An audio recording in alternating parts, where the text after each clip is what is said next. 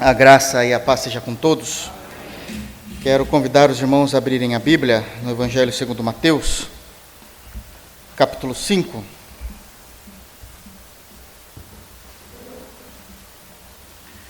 Evangelho segundo Mateus, capítulo 5.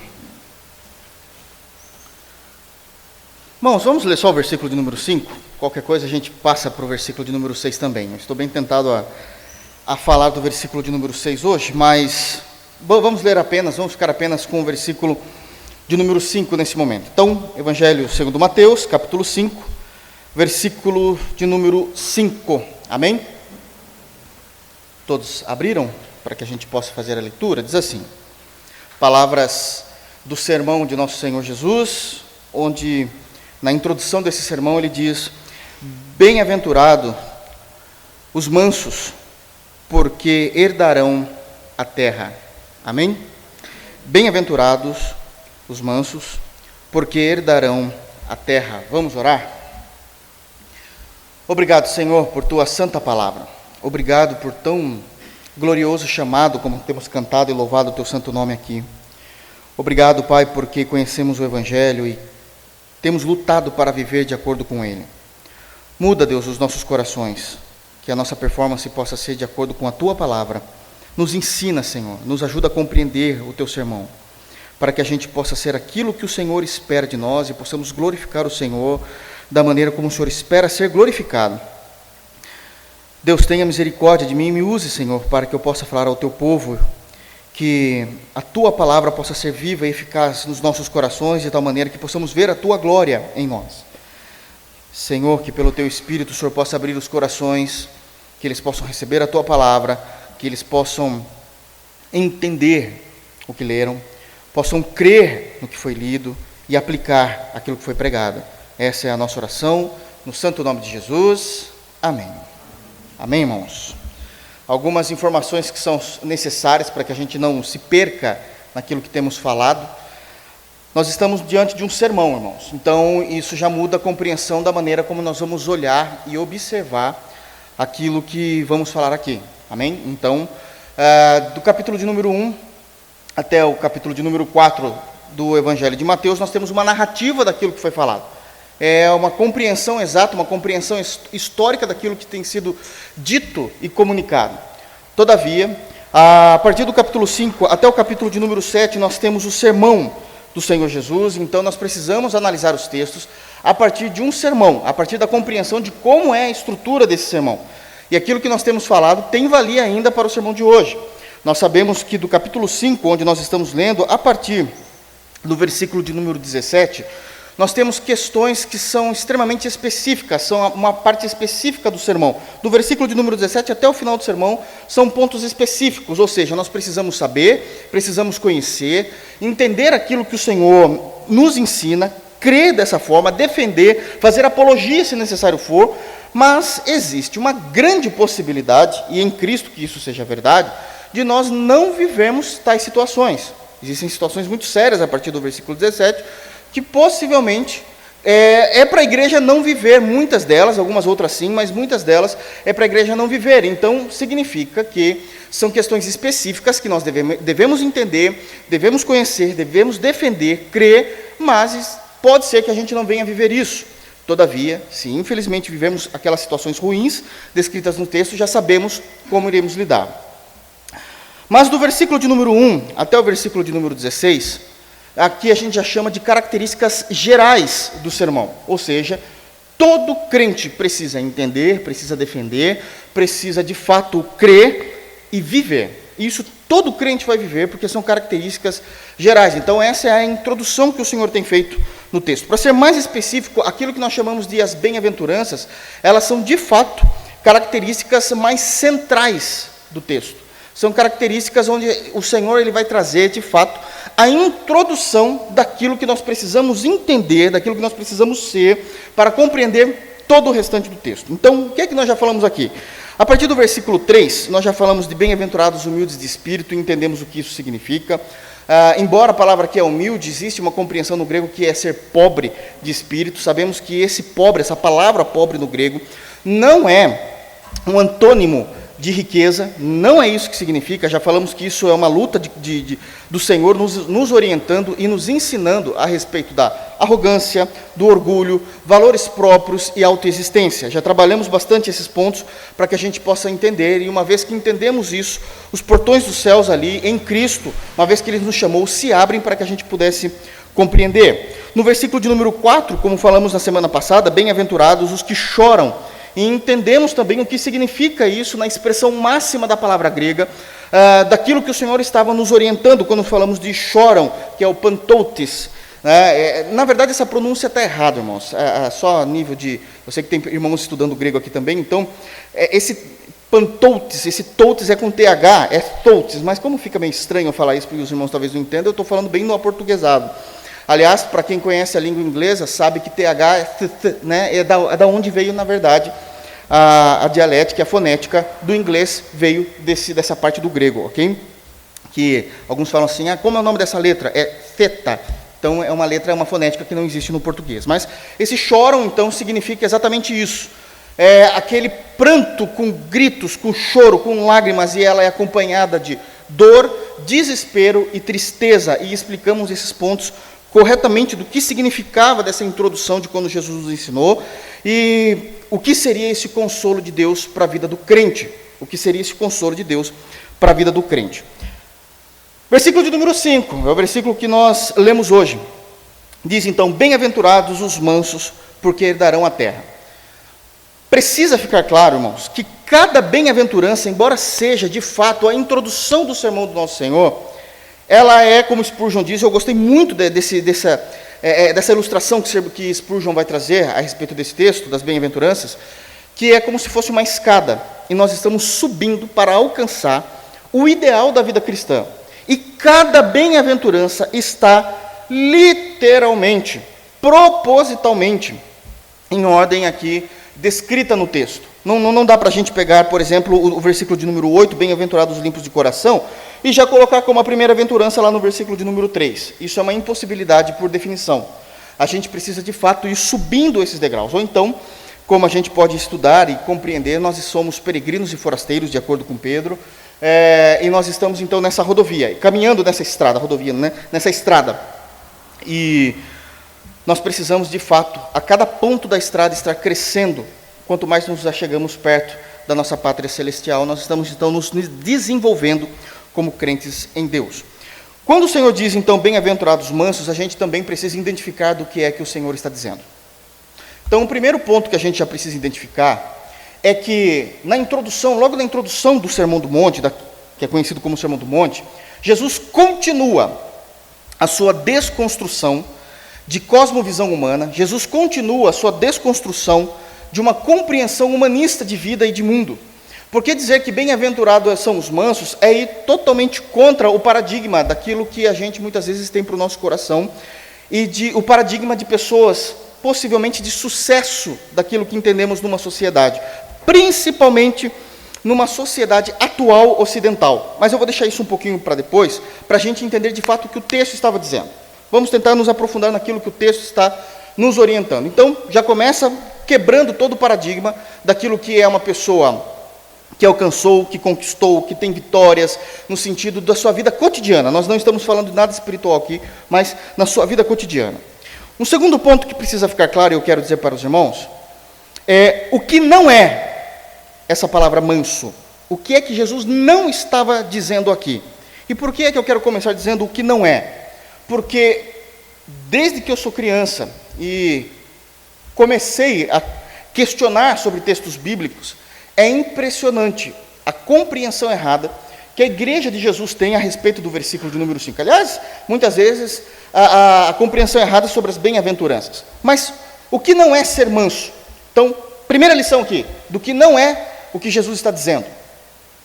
Jesus não está falando que ser manso é igual, é sinônimo de ser tímido, de ser uma pessoa introspectiva, de ser uma pessoa calminha, quietinha, que não se expõe.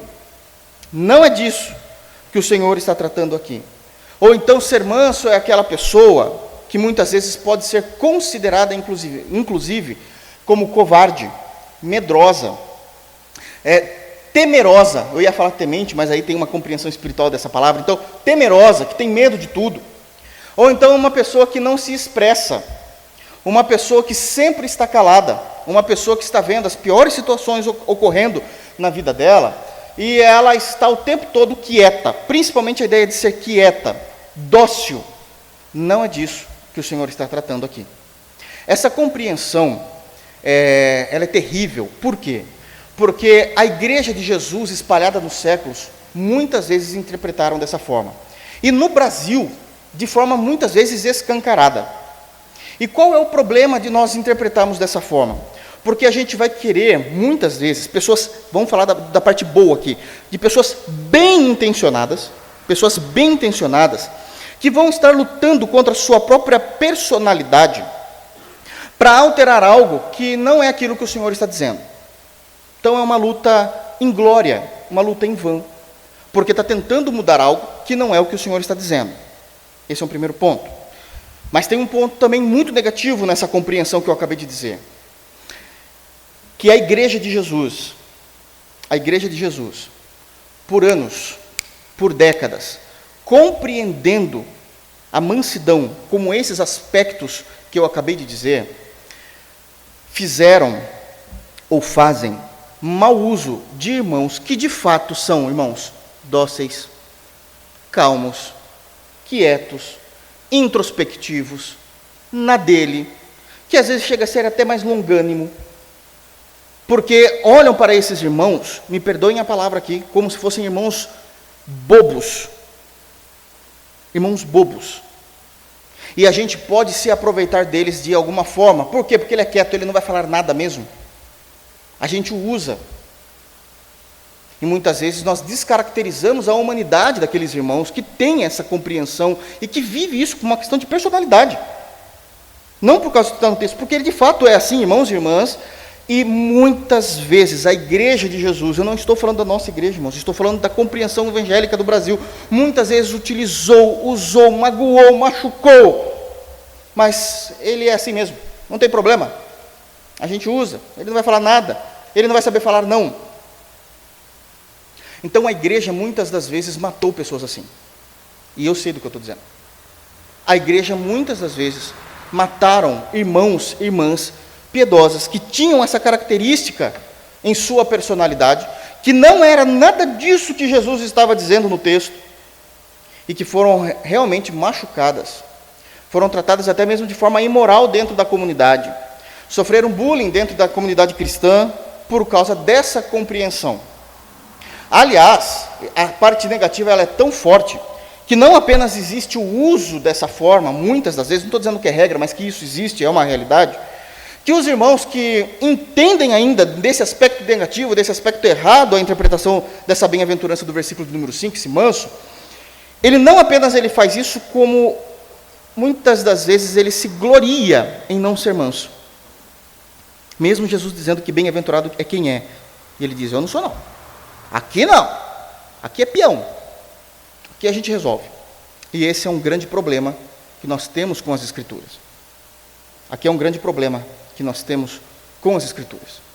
Por que é que nós começamos a entender? Eu quero desenvolver esse texto com os irmãos, com bases bíblicas contextuais, para os irmãos entenderem então de fato o que é. Mas deixa eu só fazer aqui um adendo, para que a gente também possa interpretar e entender como é errada essa compreensão que eu acabei de dizer. Os mártires, eles sempre foram considerados mansos. Os mártires da igreja, aqueles irmãos que sustentaram a sua fé, que marcaram história na igreja cristã, eles sempre foram considerados como mansos. Todavia, eles se impunham, eles tinham sua firmeza. Os mártires, eles enfrentaram açoites e eram mansos, não eram covardes não. Eles enfrentaram açoites, eles enfrentaram prisões por muitos e muitos anos, tempos. E por último, os mártires chegaram a enfrentar, aliás, é por isso que são mártires, enfrentaram a morte, por causa da fé. Por causa da fé. Então não é essa a interpretação que nós temos desse texto.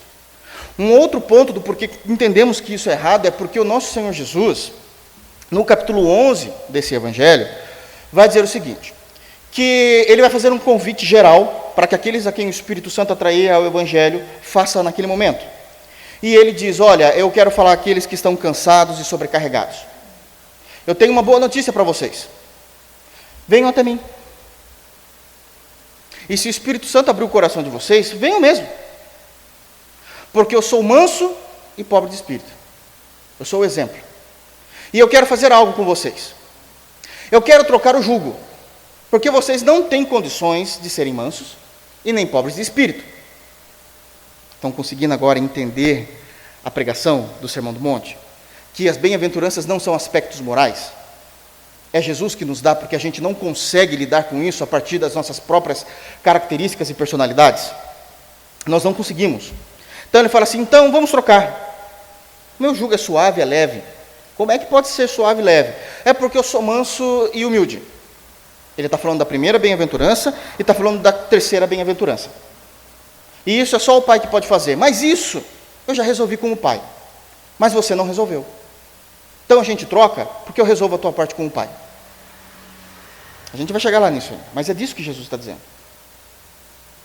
E aí eu dou aquilo que eu já conquistei com o Pai, para que você possa estar de bem com o Pai. Porque vocês são inimigos do Pai.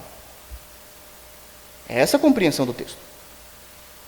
Só que esse Jesus que está dizendo isso, é o Jesus que quando viu aquela rapaziada, porque era bem isso, um bando de gente matuta, maldosa, vendendo as coisas no templo, ele foi lá e chutou tudo. Então, se a gente for considerar essa compreensão como manso, a gente vai dizer que Jesus não foi, mas ele está dizendo e afirmando: eu sou manso e humilde. Então a gente já precisa desconstruir tudo isso daí, para entender o que Jesus está falando. Então sabemos que não tem nada a ver nesse primeiro momento com medroso, alguém que é temeroso, com alguém que é quietinho. Não está falando disso nesse primeiro momento. Não está falando disso nesse primeiro momento. Segundo, sabemos que a igreja muitas vezes macula pessoas que na sua essência, na sua construção da personalidade, de fato é assim. Terceiro, os mártires mostram que não é isso de fato. E Jesus nos mostra também que não é isso, e que essa interpretação é uma interpretação humanista, e é uma das coisas que eu tenho batido forte na igreja, porque a gente quer aprender o que está no texto, a gente cantou isso, a gente quer aprender, a gente quer entender, a gente quer ser, para quê? Se na hora que precisa não usam os textos. O que salta aos nossos corações é a nossa cosmovisão humanista, a nossa visão humana de mundo. Não, é exatamente nessas horas que a gente precisa ser crente. E é isso que eu tenho batido muito na tecla aqui. Então, uma vez que entendido o que não é, a pergunta é: então o que é ser manso? O que é ser manso? A palavra manso aqui não tem como eu fugir, irmãos, a gente precisa de definições. Pode parecer um pouco cansativo, mas não é. A palavra manso, essa palavra no grego é praus. Praus. E ela é uma palavra extremamente forte no vocabulário grego. O que significa uma palavra forte no vocábulo da língua grega? Ela é uma palavra até mesmo agressiva em seu uso. Ela é uma palavra imperativa no uso do vocábulo grego. Ela é uma palavra que ela tem um poder que chama atenção dentro de uma frase quando o grego é escrito. Então existem todos esses pontos que precisam ser analisados. E a palavra praus, ela era utilizada para descrever um animal domesticado. Não pensem em cachorros e gatos aqui. Essa palavra ela era descrita para intencionalmente, propositalmente dizer que aquele cavalo selvagem que se existia, que se encontrava solto, é que aqui parece que no Brasil isso não é tão normal assim. Mas existem cavalos selvagens, que eles nasceram no meio do seu habitat natural, nunca tiveram contatos com seres humanos. E o cavalo em si é um animal extremamente forte. Eu me lembro uma vez que eu fui algumas vezes no Jockey Club pregar o evangelho lá para eles, e em uma das vezes uma das pessoas responsáveis, inclusive a pessoa que cedeu a casa para que eu pregasse o evangelho lá no Jockey Club, ele começou a me ensinar bastante sobre cavalos. Eu não entendo absolutamente nada de cavalos, tecnicamente, como eles falam. Cavalo para mim é aquele animal grande com 4 patas, né? Então, para eles tinham todas as questões, e ele falou assim uma vez para mim: pastor, sabe o que é interessante? Está vendo esse cavalo guardado aqui? Sim, tinha vários cavalos, cada um na sua portinha ali de madeira. E era uma trinca, irmãos, que a Laísa, ela conseguia quebrar. De verdade, era uma coisa muito, muito sensível. E ele falou, você está vendo isso daqui? Eu falei, estou vendo. Como é que o cavalo não faz nada? Ele falou assim, é porque o cavalo, uma vez domesticado, ele começa a perder a compreensão da sua natureza natural. E isso não faz mal para o cavalo, faz ele viver até mais tempo. E ele começou a me explicar alguns pontos. E é exatamente nesse texto, quando a gente vai para o grego, eu até me lembrei, fiz uma associação com isso, que esse irmão uma vez falou para mim, e é uma realidade. Praus era utilizado para 2 animais principais. O primeiro é o cavalo, que é aquele cavalo solto, livre, que ele nunca teve contato com o ser humano algum, mas os cavalos eram extremamente necessários como meio de locomoção e até de guerra para aquele período da história, desse período da história. E primeiro que você alcançar um cavalo selvagem, conseguir pegá-lo e depois domar, leva muito tempo. Leva muito tempo. Uma vez que agora o cavalo ele consegue conviver, inclusive com as crianças pequenas da casa em que agora ele pertence, ele é considerado praus, um animal domesticado. Ele começa a não entender mais o poder que ele tem, que ele poderia usar para machucar. Um outro animal utilizado dentro dessa palavra grega aqui é um touro, o touro mesmo, aquele touro selvagem também, que nunca ninguém chegou perto, e esse animal já é grande, já está, toda a sua estrutura de vida, de instinto, já está muito bem latente, e de repente vem algum ser humano e começa a domesticá-lo. Parece bonitinho falar isso, mas isso, irmãos, muitas pessoas já morreram domesticando esses animais. Muitas pessoas já morreram domesticando esses animais. Mas uma vez que esse touro agora também consegue conviver, não sei se é essa a palavra correta, socialmente, né, naquela família, sem fazer absolutamente nada de mal, sem atacar, ele também é considerado praus. Então, quando Cristo está dizendo bem-aventurados os mansos, ele está dizendo bem-aventurado aqueles homens que, uma vez que no versículo lembra a escadinha? Que no versículo 3 se dispuseram do seu eu pecaminoso, do seu orgulho, da sua vaidade, da sua arrogância, das suas compreensões naturais de mundo, e que agora sabe que não pode viver de uma forma monástica, ou seja, em que ninguém possa se achegar a eles. No versículo de número 4, uma vez que, agora que eles entram nos portões dos céus, e se deparam com o trono de Deus, e o Cristo bendito sentado sobre o trono, e a glória do Cristo reflete nesse ser humano, mesmo ele despojado do velho homem, ele percebe que ainda ele carrega naturezas com ele, que faz com que ele se perca, que ele perca Deus. Lembro da pregação do sermão passado, que ele entende que ele morreu, é aquele pranto de morte, onde ele morreu, onde Deus está morto para ele, porque como é que Deus vai aceitá-lo? É aquele sentimento de indignidade e sentimento de pecado, mas vem o consolo, e uma vez que o consolo divino levanta esse homem, não tem uma outra perspectiva desse homem, dessa mulher, diante do trono de Deus, em dizer, me ajuda a ser domesticado pela tua palavra. Isso é ser manso. Isso é ser manso. Ser domesticado pelo cristianismo, ser domesticado pela doutrina. Quando Paulo, em Gálatas, capítulo 2, está dizendo, já estou morto com Cristo. Irmãos, isso aqui não é poético, isso é dolorido. E vivo, não mais eu, mas Cristo vive em mim. E a vida, aí ele vai explicar o que ele está querendo dizer nessa teologia. O que é isso, Paulo? Não é bonito não, é que essa vida que eu vivo nesse mundo ainda, na carne, eu vivo ela pela fé, através da fé, submetido à fé, domesticado pelo corpo doutrinário da nova aliança. Isso é manso. Isso é ser manso. Agora ficou mais claro. Agora ficou mais claro o quê? Quando Jesus disse que ele era manso. Porque Jesus o tempo todo viveu debaixo da fé do Pai. O tempo todo Jesus Cristo viveu uma vida impecável com a vontade do Pai.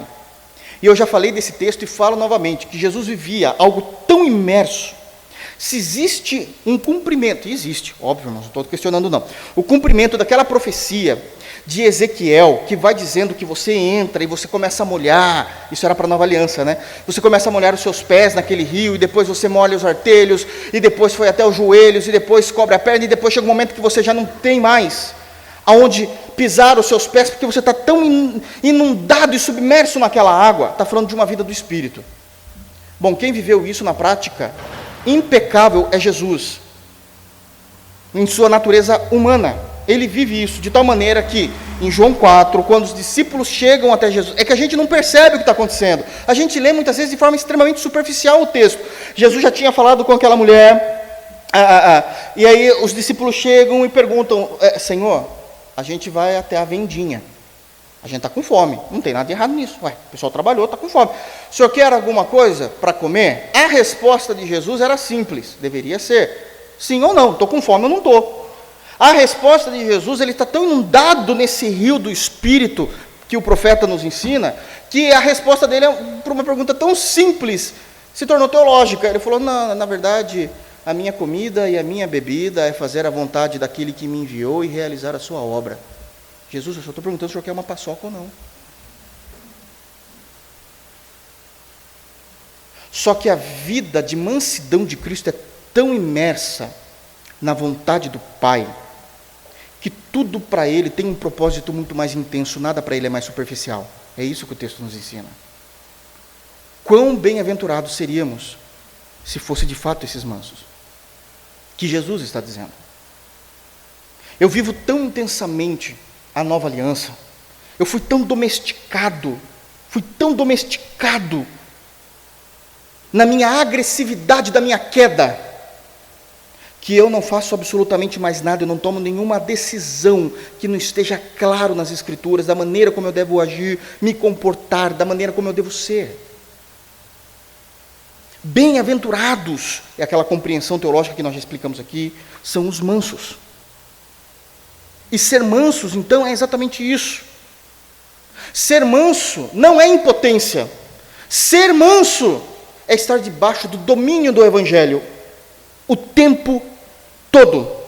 Isso é ser manso. Um animal domesticado, porque éramos como cavalos selvagens, vivendo da forma como queríamos, muitas vezes entendendo as regras do Evangelho, mas não agindo de acordo com elas.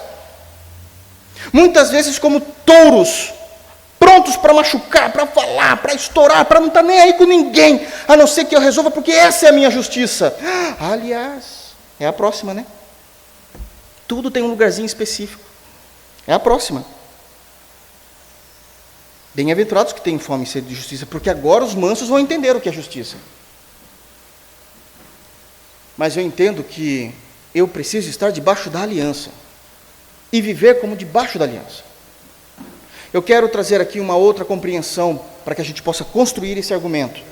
Eu gostaria que os irmãos abrissem a Bíblia, por favor, lá no livro de Números, e a gente vai ficar um pouquinho lá no Antigo Testamento para entender isso, porque aqui, nessa altura do sermão de Jesus, a nova aliança ainda é muito nova. Nós não temos os escritos, por exemplo, de Paulo, de João, de Tiago, de Pedro, ainda, para que a gente possa estruturar o que Jesus falou teologicamente. Então a gente recorre aos textos que nós temos. Abram lá em Números, por favor, e vamos ver o contexto disso. Números capítulo 12.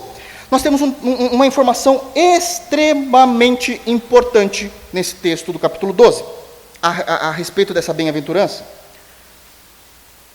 É dito, e nós já sabemos disso, que Moisés, e exclua Jesus disso, sempre a gente exclui Jesus, que Jesus realmente é uma outra situação, um outro nível mesmo, mas que Moisés foi o homem mais manso que andou sobre a face da terra. Ok? Nós já ouvimos, eu quero acreditar que os irmãos já ouviram isso, pelo amor de Deus, isso é muito claro no meio do Evangelho. Entendemos isso, que Moisés foi o homem mais manso que andou sobre a face da terra. O que está acontecendo aqui? Deus, ele já tinha levantado Moisés, já estamos em Números 12. Êxodo já passou faz tempo, então a gente já está em Números.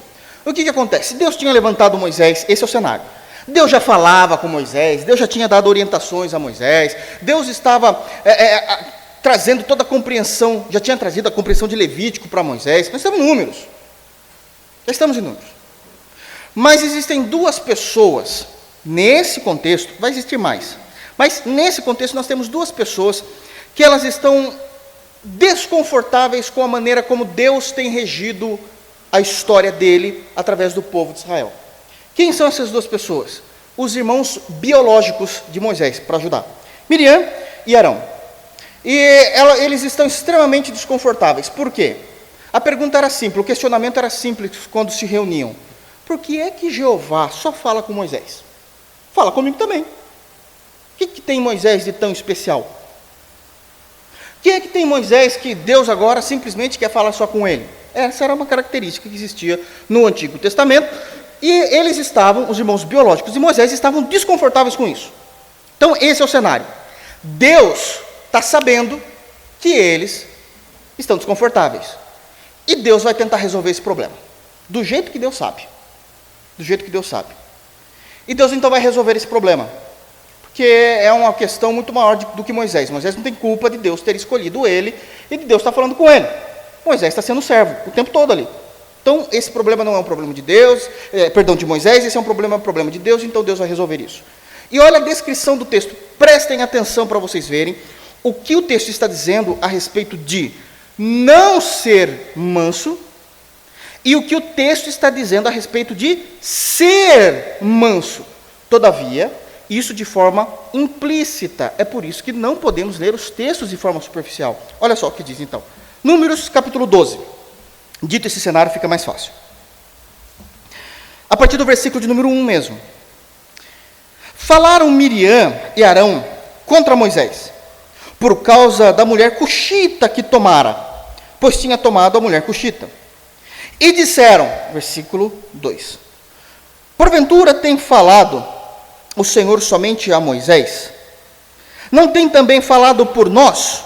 O Senhor o ouviu. Era o varão Moisés muito manso, mais do que todos os homens que havia sobre a terra. Logo, o Senhor disse a Moisés e a Arão e a Miriam, vós três, sai da tenda da congregação. E saíram eles três. Então o Senhor desceu na coluna de nuvem e se pôs à porta da tenda, depois chamou a Arão e a Miriam e eles se apresentaram. Então disse, ouvi agora as minhas palavras. Se entre vós há profeta, eu, o Senhor, em visão, a ele me faço conhecer, ou falo com ele em sonhos. Não é assim com o meu servo Moisés, que é fiel em toda a minha casa? Boca a boca falo com ele, claramente, e não por enigmas, pois ele vê a forma do Senhor. Como, pois, não temestes falar contra o meu servo, contra Moisés? E a ira do Senhor contra eles, quem? Miriam e o Arão, contra eles se acendeu e retirou-se. A nuvem afastou-se de sobre a tenda, e eis que Miriam achou-se leprosa, branca como a neve, e olhou Arão para Miriam, e eis que estava leprosa. Então disse Arão a Moisés, ai, Senhor meu, não ponhas, te rogo, sobre nós este pecado, pois loucamente procedemos e pecamos. Até aqui, tem mais coisas aqui acontecendo. Irmãos, qual é o contexto? Está claro. Deus fala com Moisés. Deus levanta Moisés como profeta, aqui no Antigo Testamento. Deus levanta Moisés como profeta. Deus fala com ele de forma clara. Sobe aqui no Sinai, estou te dando aqui os 10 mandamentos, você vai descer, vai falar para o povo, tem que seguir isso. Ok. Uma outra situação que está acontecendo nesse contexto. Enquanto Deus está fazendo isso com Moisés, Miriam e Arão não estão contentes. Estão dizendo, por que Deus só fala com ele? Deus se levanta, entende isso, fica irado, fala com eles dizendo, sim, é com eles que eu tenho falado. É com eles que eu tenho tratado. É com ele que eu tenho tratado. Simples assim. E deixa Miriam leprosa. No meio desse cenário, tem uma palavra a respeito de Moisés. Versículo 3. A respeito de Moisés. Era o varão Moisés muito manso, mais do que todos os homens que havia sobre a face da terra. Irmãos, não faz o menor sentido interpretar todo esse cenário para dizer assim, Moisés era cuti-cuti. Não é esse o texto. O que o texto está dizendo é o seguinte, que no meio de todo esse cenário de rebelião, Moisés era a pessoa que naquele momento da história era o que mais estava debaixo da autoridade de Deus. É isso que o texto está dizendo, isso é ser manso. Está claro. Porque se eu for interpretar o versículo 3, a partir dos olhos ocidentais do século XXI, o que significa ser manso, não cabe nesse contexto.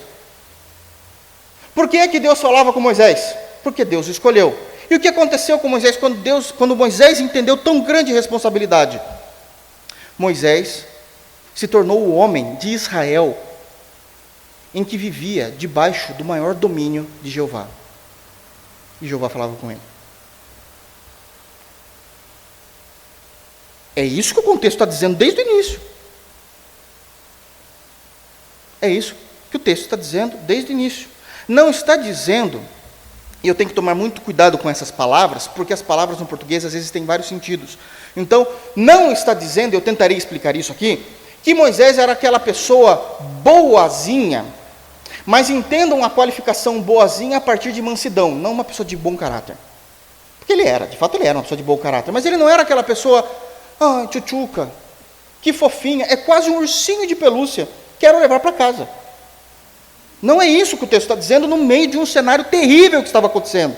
Só está dizendo que, enquanto as características de Miriam e Arão eram de desobediência a Jeová, a característica da pessoa de Moisés era de alguém manso, dominado, domesticado pela lei de Deus.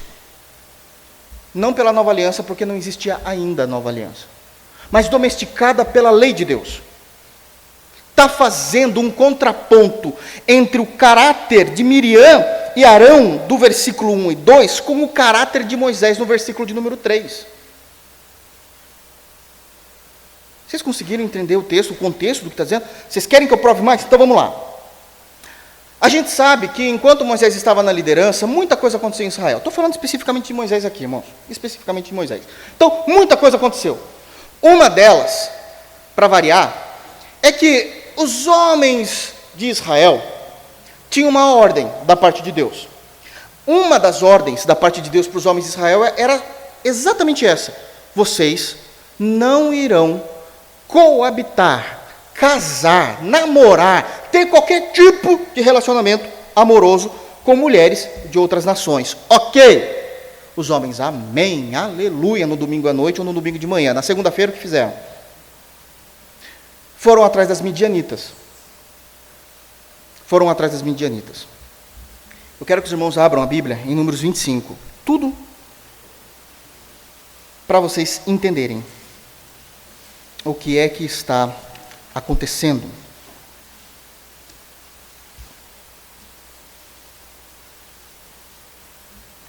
Números, capítulo 25. Bem lá no final do texto. Bom, só para os irmãos terem uma base, no Números 25 mesmo, está falando aí, possivelmente no subtítulo da sua Bíblia, adoração a Baal Peor e o zelo de Finéias. Então, o que é que vai ser descrito nesse capítulo? Que eles foram atrás das midianitas e gostaram das midianitas, tiveram relacionamento com as midianitas, e qual foi o primeiro ato das midianitas? Negue o seu Deus, porque tem um Deus melhor. Ah, é? Que Deus? Baal. E eles foram atrás de Baal, para variar. Finéias foi o cara que se manteve firme, mas a gente não vai falar de Finéias, porque não é esse o contexto do que a gente precisa agora. Então eles foram atrás de Baal. E as midianitas, então, influenciaram teologicamente e espiritualmente, de forma maligna, os homens de Israel, que já tinham procurado, como diria o meu avô, sarna para se coçar. Porque existia uma lei dizendo, não façam isso. Mas eles foram atrás dos midianitas, os midianitas foram lá, destruíram todo o conceito teológico que eles tinham de Israel, do Deus vivo de Israel, o Deus que eles viam agindo no Sinai. Viam com olhos humanos, não precisava de nada de fé. Não, mas a gente vai atrás de uma estátua que não fala absolutamente nada. Que Elias, inclusive, é sátiro com relação a Baal. Por que Baal não está fazendo nada? Será que ele foi viajar? Será que está dormindo? Lembra-se disso lá em 1 Reis 18? Tem uma parte que Elias ele até força bem. Ele fala assim, será que ele está fazendo necessidades? Eu não vou falar o que isso significa, acho que os irmãos já entenderam. Ele fala isso lá em 1 Reis 18. Ou seja, não, é uma estátua, gente. Sério que vocês estão fazendo isso? Mas o povo foi. A ira de Deus se acendeu. Aí ele vai dizer exatamente isso no capítulo 25, lá no final do capítulo, versículo 16, 17 e 18, que são os últimos versículos do capítulo. A gente está acompanhando Moisés aqui. Moisés manso, não é manso? Está lá. Então, aí Deus vai dizer o seguinte para Moisés.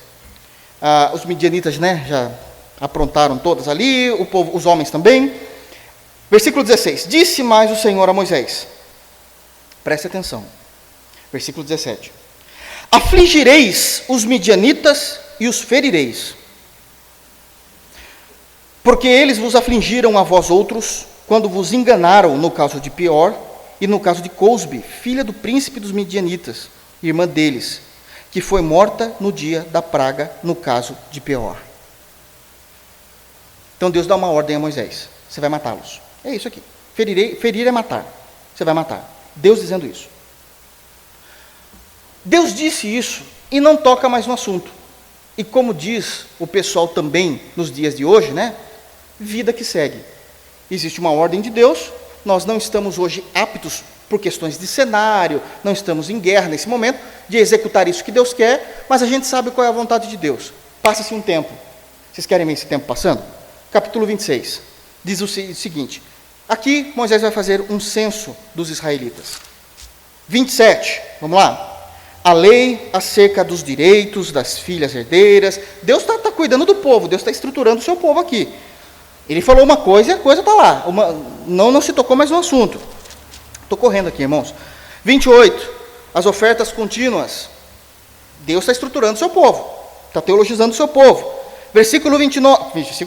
Capítulo 29, ofertas nas outras festas solenes. Ninguém toca mais em midianita. Capítulo de número 30, acerca dos votos, como é que deveriam ser e cumprir no Antigo Testamento, irmãos. Amém? Capítulo 31. Passou-se todo esse tempo. Eles se encontram com os midianitas. E Moisés vai cumprir exatamente aquilo que Deus quis. O primeiro ponto que a gente entende aqui é que não importa quando você aprendeu da parte de Deus, da parte das Escrituras, uma doutrina, e você não precisou usá-la. Quando você precisar usá-la, você vai se lembrar da doutrina. A palavra de Deus veio a Moisés há muito tempo antes. Passou-se vários capítulos, várias instruções, várias orientações, vários dias. Deus nunca mais falou sequer a palavra midianita para Moisés. Mas Moisés já sabia qual era a vontade de Deus. Agora eles se encontraram com os midianitas. Do versículo de número 1 até o versículo de número 12, do capítulo 31, o que está acontecendo? Moisés prepara o exército para matar os midianitas. Levanta homens para matar os midianitas, porque essa era a vontade de Deus no capítulo 25. Lá no capítulo 25. E o que acontece? Os homens foram. Ganharam com a bênção de Deus, ganharam dos midianitas. Venceram os midianitas. Mas ao invés de exterminar os midianitas, os homens decidiram viver de acordo com a sua cosmovisão, não sendo mansos. O que eles fizeram? Eles separaram alguns homens para serem escravos. E Deus falou: mas eu não quero escravos, eu quero que eles morram. Não quero que eles trabalhem para Israel. Eu quero que vocês firam os midianitas. Mas eles falaram: não, mas é homem forte, homem bom de saúde. Serve como escravo aqui para Israel. Separaram algumas mulheres, inclusive crianças, e trouxeram para Israel. Aonde a gente vê isso? A partir do versículo de número 13. O tratamento dos cativos. Olha o que é escrito no versículo de número 13. Moisés e Eleazar, o sacerdote da época, e todos os príncipes da congregação saíram a recebê-los fora do arraial. O que é isso? É aquela cena de vitória, de triunfo, onde Deus tinha abençoado a nação de Israel de vencer os midianitas, porque os midianitas tinham feito muito mal para Israel. Então todo o povo que tinha ficado de importância civil para aquela nação, Moisés como profeta, o sacerdote, a questão espiritual ali, e também todos os príncipes, aqueles que realmente regiam a nação, saíram para receber os soldados. Isso era muito comum. Receberam os soldados, eles venceram a guerra. Essa era a alegria. Só que quando eles saem, Moisés vê uma cena deles voltando. E a cena é exatamente essa. Indignação. Está no versículo 14. Indignou-se Moisés contra os oficiais do exército, capitães dos milhares e capitães das centenas que vinham do serviço da guerra. Disse-lhe Moisés: deixastes viver todas as mulheres? Eis que estas, por conselho de Balaão, ele nunca tinha falado isso. Ele poderia ter explicado. Alguém pode dizer assim, por que Moisés já não falou isso? Quem foi Balaão? Foi um sacerdote mentiroso, um profeta mentiroso, está lá em Números 13, Números 14, que enganou o povo de Israel. E todas as vezes que ele lançava uma maldição sobre o povo de Israel, Deus vinha lá e quebrava aquela maldição, falava, não tem como você amaldiçoar o povo a quem Deus abençoou, e não vai dar certo não, Balaão, você vai querer brigar à toa. Balaão pode ser do mal, mas é inteligente, e ele entende, fala, não dá para brigar contra Jeová, eu vou amaldiçoar, Jeová vai lá, quebra a maldição, acabou. Então o que a gente faz? Ele falou assim, se eu não posso amaldiçoar, eu posso fazer a pessoa cair em pecado. Então eu vou atrair essas mulheres, as midianitas, para elas serem sensuais. Eu sei que os homens sempre lambem com a testa a mulheres, eles vão se deitar com elas, eu não amaldiçoei, eles mesmos se amaldiçoaram. Eles mesmos se amaldiçoaram. E aí Deus vai vir contra eles, porque Deus é justo. Moisés não tinha citado isso de Balaão, por quê? Porque nem sempre um líder precisa falar tudo o que ele está fazendo e como ele está fazendo. Não essa era a ordem de Deus. Está no texto, irmãos. Agora ele está abrindo o jogo. Eis que estas, por conselho de Balaão, fizeram prevaricar os filhos de Israel contra o Senhor. No caso de Pior, ele está citando o mesmo caso de Números 25, para que ninguém entenda errado. Só que ele agora está trazendo uma informação que ele achava não necessário trazer naquele momento. Pelo que houve a praga entre a congregação do Senhor. Versículo de número 17. Agora, pois, matai, dentre as crianças, todas as do sexo masculino, e matai toda mulher que coabitou com algum homem, deitando-se com ele. Eu mandei, você já tinha matado. Olha o manso aqui, o homem mais manso sobre a terra. Por que ele é manso? Ele matou. Sim, isso fez dele manso. Pastor não. Vocês não estão entendendo o texto. Quando Jesus disse bem-aventurados os mansos, não está falando de frouxo. Está falando de quem obedecia a Deus. Quem estava debaixo da tutela da doutrina. No caso de Moisés, da lei. E nós, da nova aliança. Isso fez dele um homem manso. Isso é praus. Porque esses homens, os oficiais da guerra, diz o texto, os oficiais da guerra falaram assim, não, eu sei que Deus mandou a gente matar os midianitas, mas tem muito homem bom aqui, tem muitas mulheres boas aqui, tem crianças, a gente pode levar para o trabalho. Esse pensamento é errado moralmente falando? Claro que não. Claro que não. Esses homens estavam pensando em pecar, os oficiais, estavam pensando em pecar diretamente contra Deus quando decidiram isso? Claro que não, irmãos. Eles estavam pensando em fazer a economia de Israel crescer, estavam pensando em o trabalho ser mais leve para os cidadãos de Israel. Era comum existir esses despojos de guerra, todo mundo fazia, não tinha nada de errado. Mas por que então se tornou errado? Porque Deus disse que era errado. Então eu obedeço o que Deus falou. Não é assim que se resolve as coisas. Não no meu reino. Não é do jeito como você pensa. E isso se tornou pecado. Porque Deus determinou que aquilo era pecado. E ser manso é compreender o que Deus quer e viver a partir dessa fé que foi imputada a nós. E Moisés diz claramente no versículo 17: matai dentre as crianças todas as do sexo masculino, porque essas crianças vão crescer, elas serão fortes, elas vão nos matar. Matai toda mulher que coabitou com algum homem, representando todas as mulheres que ainda estavam vivas e que tinham traído a fidelidade do homem a Deus, levando esses homens a adorarem Baal. Porém, todas as meninas e as jovens que não coabitaram com algum homem, que não levaram esse homem ao mal, deitando-se com ele, deixai viver para vós outros. Elas podem ser, porque elas nunca levaram vocês, elas são crianças, e podem ser que o Senhor as salve. Isso é ser manso. Mas, talvez a gente não esteja entendendo ainda certinho. Essa criança tem 7 anos, Moisés. Numa hipótese aqui, tá? Numa hipótese. Ela sabe muito bem quem é papai e mamãe. A gente vai matar papai e mamãe e vai deixar uma criança de 7 anos que sabe quem é órfão? Vamos. Mas isso não se faz. Não se faz a partir de qual princípio? Isso é ser crente, irmãos. Nesse caso, o princípio é que eles têm que morrer, porque Deus determinou. Mas elas serão órfãos. Elas têm a possibilidade de conhecer quem é Jeová. Isso é mais importante do que elas terem pai e mãe. Isso é ser crente. Isso é a introdução do sermão de Cristo. Isso é a introdução. Nós estamos diante do sermão mais espiritual, mais intenso que os ouvidos humanos podem ouvir. E a minha oração é que isso desça aos nossos corações. Eu estou provando que Moisés é visto na Bíblia como o homem mais manso.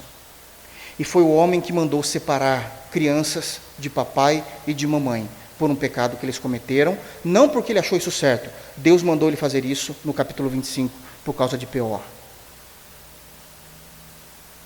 Ele não perdeu a dignidade de ser manso. Ele manteve o seu título de ser um homem manso, domesticado. Então, ser manso, vamos voltar lá para Mateus, agora uma vez provado isso com argumentos concretos, racionais e contextuais. Bem-aventurados os mansos. Bem-aventurados os mansos. Nós já sabemos o que não é, já definimos o que é a mansidão, que é estar debaixo do domínio de Deus, do domínio da fé da nova aliança, e viver essa realidade de forma tão intensa como Cristo viveu, a ponto de uma pergunta tão simples, Cristo trazer a realidade daquilo que ele queria. Senhor, o Senhor quer realmente, a gente está com fome, não, a minha comida, a minha bebida, fazer, poxa vida, a gente começa a entender que aquela profecia realmente se cumpriu em Jesus, ele está nadando no rio do Espírito. Isso é muito sério, olha o que Moisés fez, o homem mais manso sobre a terra. Então deixa eu falar uma coisa, ser manso não são características externas. Ser manso é ter características internas, porque as bem-aventuranças está trabalhando com caráter. E caráter é interno. E passa a ser expressado na forma externa. Mas não é somente atitudes externas. Então, ser manso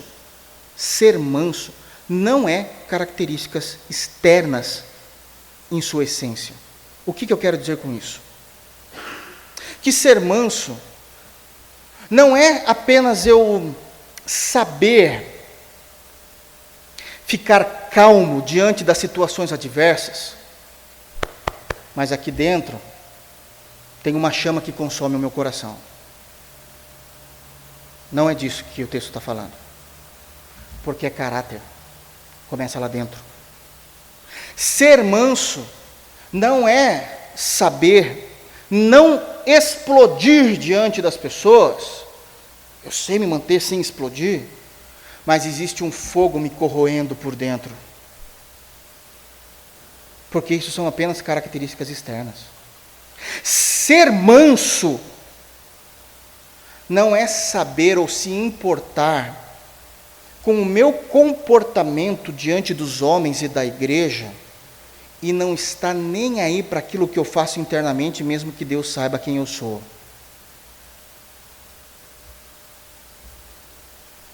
Acreditem, já falei e repito, não estou falando de uma, de duas e três, eu estou falando de muitos crentes que eu já conversei, e a ideia deles era, eu temo muito mais em parecer pecador diante dos homens do que diante de Deus.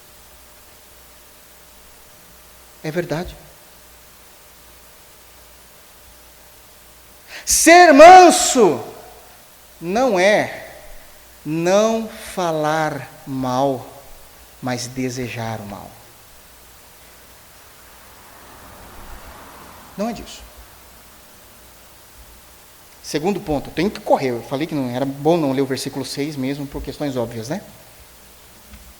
Segundo ponto, do que é ser manso. Então eu já falei do que é, provando com Moisés. Agora, segundo ponto do que é ser manso. Muitas vezes a gente entende que a mansidão tem a ver sempre com adversidades externas de alguém. Também não é isso. Também não é isso. Ser manso é estar submisso, como eu já tenho dito, primeiro é ter o domínio do Evangelho, o Evangelho nos domina, e segundo, estar submisso à vontade de Deus. Por que eu digo isso? Abram, por favor, no livro de Jó, por gentileza. Lá no início, Jó, capítulo 2, Jó, capítulo 2, e a gente sabe que o Senhor Deus, na vida de Jó, trouxe algumas situações bem desagradáveis, bem desagradáveis. Logo no início do capítulo 1, a gente já vai ver o que vai acontecer. No capítulo 2, a situação já está extremamente severa, a situação já está extremamente intensa, muito difícil de vivenciar o que Jó está vivendo. Tem mais 40 capítulos para frente. No capítulo 2 já está demais, está destruído. Os filhos já morreram, ele já perdeu todos os bens, ele já está doente. Já é uma situação severa. Severa. E ainda tem mais os amigos que vão surgir daqui a pouquinho. E tem 40 capítulos pela frente ainda para ele sofrer. Dentre os quais, do capítulo 38, não é só o sofrimento humano. Depois do capítulo 38 tem a humilhação divina. Que Deus fala, então você quer debater? Então vamos lá. Aí Deus começa a humilhar. Propositalmente. Então no capítulo 2 ele já está destruído emocionalmente, financeiramente, emocionalmente por causa da perda dos filhos. E no versículo de número 9, a mulher de Jó traz uma palavra para Jó. Jó, capítulo 2, versículo 9, ele diz assim, a mulher de Jó diz assim: então sua mulher lhe disse, ainda conservas a tua integridade? Sua integridade a Deus, você está conservando isso, você está mantendo. Amaldiçoa a Deus e morre. É uma resposta óbvia. Claro que é uma resposta óbvia. Numa visão humanista, correta, moralmente correta. Por que eu vou estar servindo alguém que me abandonou? Que só me fez o mal? Mas a compreensão de mundo de Jó, graças a Deus, era a partir de Deus. E não a partir do seu coração. E a resposta de Jó é essa no versículo 10. Mas ele lhe respondeu: falas como qualquer doida. Temos recebido o bem de Deus, e não receberíamos também o mal? Em tudo isso, não pecou Jó com seus lábios. Não é só estar debaixo do domínio do Evangelho, ser manso. É também estar debaixo da vontade de Deus, mesmo que a vontade de Deus, aos nossos olhos, seja extremamente má. Eu sou manso, não vou me rebelar. Eu já recebi muitas coisas boas da parte de Deus. Por que eu também não posso receber aquilo que é mal? Ser manso, debaixo do domínio. Terceiro ponto, eu preciso correr. Terceiro ponto, ser manso é estar debaixo do controle não apenas do Evangelho. Ser manso é estar e viver a vontade de Deus na sua integridade, quer ser bom ou ruim, mas em terceiro, também é estar debaixo de toda sabedoria divina que Deus quer que nós estejamos. De toda sabedoria divina. E isso é algo maravilhoso. Porque os gregos, voltando aqui, porque é isso que Jesus estava dizendo, os gregos, quando usam essa palavra praus, além de estar se referindo a esses animais, a questão de domínio, a ser domesticado, perdão, mas essa palavra praus agora, quando usado para pessoas diretamente, agora nós chegamos nas pessoas diretamente, os gregos se referiam a poder sobre controle, poder sob controle. O que é isso? Eu posso, eu sei como, eu resolvo, mas eu sou praus. Eu já passei pela primeira compreensão, estou debaixo da tutela do Evangelho, como Jesus e Moisés. Eu sei receber o bem e o mal de Deus, e por mais que eu tenha poder para resolver algo, eu só irei resolver se isso estiver debaixo do Evangelho. É da maneira do Evangelho, mesmo que doa, mesmo que me humilhe. É poder sobre domínio. Eu deixo de ser aquele cavalo e aquele touro selvagem, em que eu sou um furacão que mata as pessoas. Vocês sabem que furacão matam pessoas. Basta ver os países que existem isso. E passo a ser a brisa leve do Evangelho, fazendo com que aquelas pessoas sintam, quando eu passar, não o furacão da minha natureza, da minha justiça própria, mas eu faço elas sentirem o aroma do bom perfume de Cristo, numa brisa que faz elas contemplarem quem é Deus. Isso é ser manso. Eu disse também que essa palavra, praus, ela era uma palavra tão agressiva, tão séria, dentro de uma frase do grego, mas eu não disse algo que eu queria deixar para esse ponto do texto, para esse ponto do sermão. Essa palavra, ela deixou de ter um uso no grego popular, a palavra praus. A historicidade dessa palavra é que ela não tinha mais um uso no meio informal dos gregos. Na conversa do dia a dia, essa palavra praus, ela foi caindo em desuso, não pela sua veracidade, é porque no grego a palavra praus, ela se tornou um vocábulo nobre, e ela tinha momentos exatos de serem usadas, de ser usada numa frase.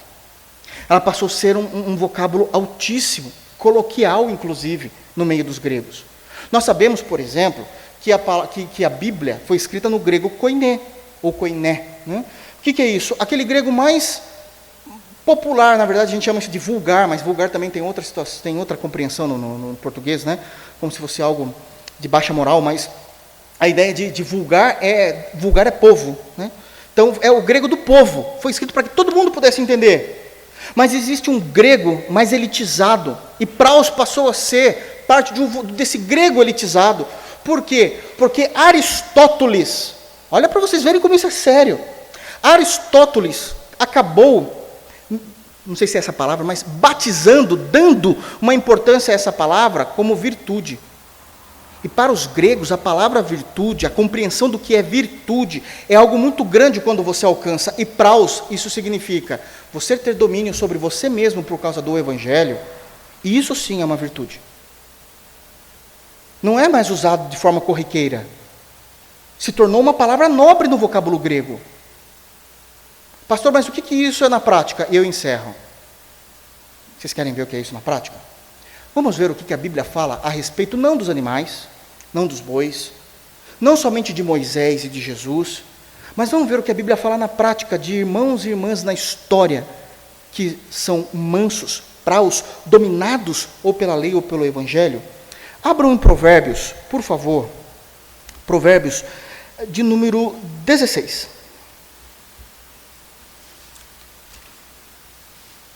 Provérbios de número 16. Prestem atenção o que Salomão, o homem mais sábio que passou pela terra, exceto Cristo, fala a respeito de praus, de mansidão.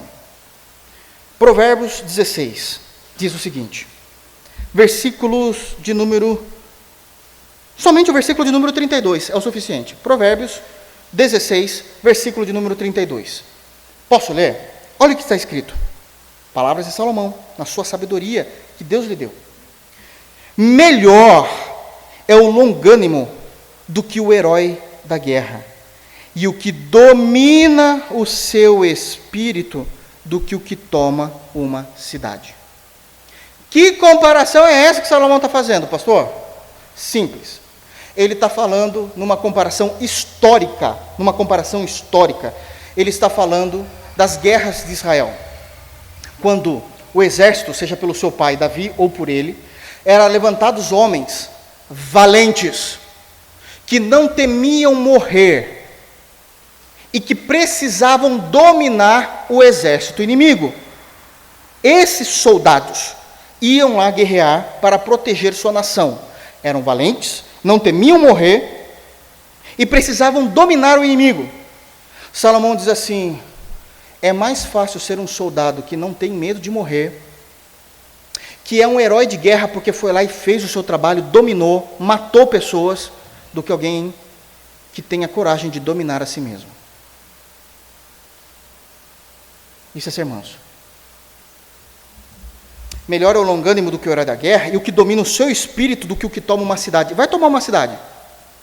Vai ver o esforço que você tem que fazer para dominar uma cidade. para matar os homens daquela cidade que também não estão te esperando com um sorriso nos lábios, não. Para você guerrear contra eles.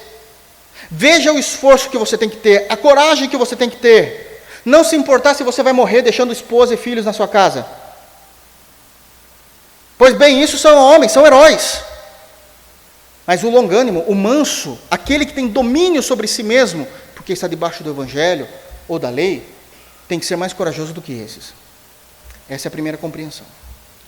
Segunda compreensão do que a Bíblia fala. Vamos para o Provérbios 25, né? Capítulo, né? Provérbios 25.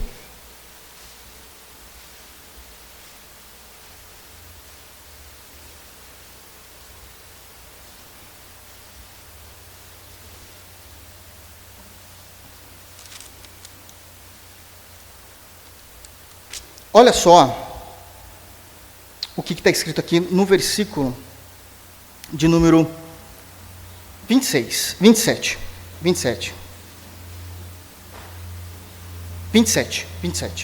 Provérbios 25, 27 e 28. Prestem atenção. Também palavras de Salomão. Comer muito mel não é bom. Assim, procurar a própria honra não é honra. Porque eu só procuro. O que é honra? A honra é aquilo que eu busco através daquilo que os outros determinam sobre mim. É o que os outros falam. Essa é a minha preocupação muitas vezes. Agora ele vem, versículo 28. Como cidade derribada e que não tem muros, assim é o homem que não tem domínio próprio. Isso é a mansidão, o domínio de algo que eu preciso por meio do Espírito, por meio do Evangelho. O que ele está dizendo? O que é a realidade para Salomão? Qual é a realidade de uma cidade sem muros e destruída? É aquela realidade de uma cidade que foi invadida, todo mundo manda, ninguém mais mora lá, não tem muros para proteger, todo mundo entra, faz o que quer, as casas já não estão mais em pé, tudo é ruína. Ele está comparando que o homem que não tem domínio, que não é um animal, entenda o que eu quero dizer, por favor, irmão, porque eu preguei, não estou ofendendo ninguém, mas que não é um animal domesticado, que é praus, significa que qualquer um que chegar para ele vai influenciá-lo. Os demônios têm autoridade na sua vida porque não há muros. Ele é influenciado, se não for pelos demônios ou por terceiros, pelo seu ego. Ele acha que ele pode resolver as coisas de qualquer forma, não há lei. Não. Nós não podemos ser como cidades derribadas, que qualquer um entra, qualquer um faz o que quer, seja as minhas emoções, a minha lista de moralidade, a minha própria justiça, o que alguém fala e os próprios demônios. Nós somos como cidades fortes, que não se abalam, mas permanecem para sempre, porque temos o domínio do Evangelho em nós. Isso é ser manso. Qual é a grande bênção disso? Bem-aventurados os mansos, porque eles herdarão a terra. Jesus não está dizendo que ele vai te dar um papel assinado dizendo que aquele terreno é seu. Herdar a terra significa que de alguma forma maravilhosa e soberana, mesmo que a gente não tenha condições aos nossos olhos, nós vamos viver de uma forma milagrosa sobre a terra. O Senhor vai fazer com que a gente consiga aproveitar esse mundo nas coisas lícitas que o Senhor nos deu. Eles herdarão a terra. É uma promessa de Deus, é aquilo que a gente cantamos. Às vezes a gente tem medo de cantar as promessas de Deus, mas essa é uma promessa. Bem-aventurados os mansos, porque eles vão herdar a terra. Não significa que eu vou ter milhões e milhões de propriedades com a escritura de cada homem em minha mão, mas significa que eu vou conseguir viver de uma forma digna, tranquila, conhecendo lugares, aprovando lugares, vivenciando o que há de bom daquilo que Deus criou. E não somente isso, tem a questão espiritual. A terra, a nova terra, também estará à minha disposição, porque a minha vida inteira eu vivi debaixo do Evangelho, como alguém manso, domesticado, e não como um furacão que só buscava matar. Que Deus nos abençoe em Cristo Jesus e que possamos subir nesse degrau na nossa caminhada com o Senhor. Amém? Vamos ficar de pé?